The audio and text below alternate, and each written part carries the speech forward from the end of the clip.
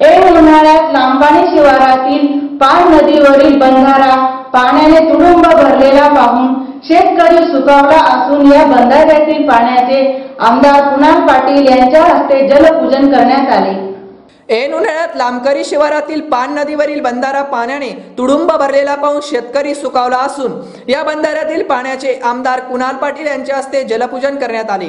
धुळे तालुक्यातील लांबकणी येथील पाण नदीवर जलयुक्त शिवार अभियानातून आमदार कुणाल पाटील यांच्या प्रयत्नाने सुमारे 47 लाख रुपये खर्चाने सिमेंट बंधारा बांधून नुकताच पूर्ण झाला आहे। वाडीशेवाडी वाट कालव्याचे पाणी लांबकणी शिवारातील पाण नदीत टाकून सदर बंधारा भरण्यात आला।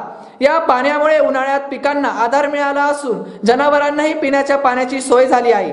या बंधाऱ्याचे जलपूजन आमदार कुणाल पाटील यांच्या हस्ते काल करण्यात आले। यावेळी आयोजित कार्यक्रमाला तहसीलदार अमोल मोरे, माजी समाज कल्याण सभापती शांताराम राजपूत, जिल्हा परिषद सदस्य राजबाई पंडित महाले, नरहर वाणी, पंचायत समिती सदस्य पुष्पलता शिरोडे, युवराज चौधरी, दीपक शिरोडे, प्राध्यापक दिनेश महाले, सुरेश तलवारे, चिंचवार सरपंच सोमनाथ पाटील, बेहेड उपसरपंच अर्जुन पाटील, भटू पाटील, बशीर पटेल, पंढरीनाथ पाटील, रामी येथील दिलीप गिरासे, छोटू पाटील, निलेश पाटील, बीसी महाले आदी उपस्थित होते। पाण नदीवरील हा बंधारा पाण्याने तुडुंब भरलेला पाहून शेतकरी सुखावला आहे।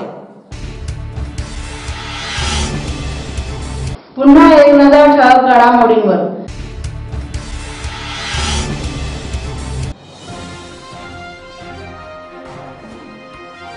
होळी सणाच्या पार्श्वभूमीवर डोलची बनविण्यास वेध।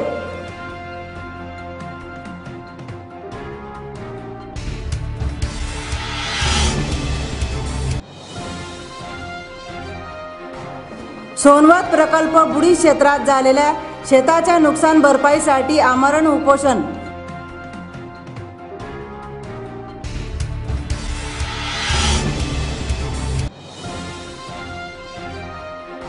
राज्य सरकारी कर्मचारी मध्यवर्ती संघटनातर्फे कलेक्टर ऑफिस समोर निदर्शने।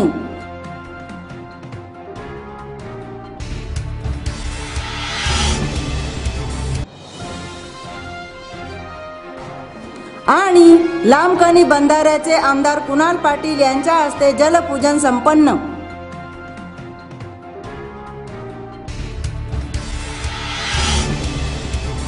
याचबरोबर प्रभात न्यूज बातमीपत्र संपले।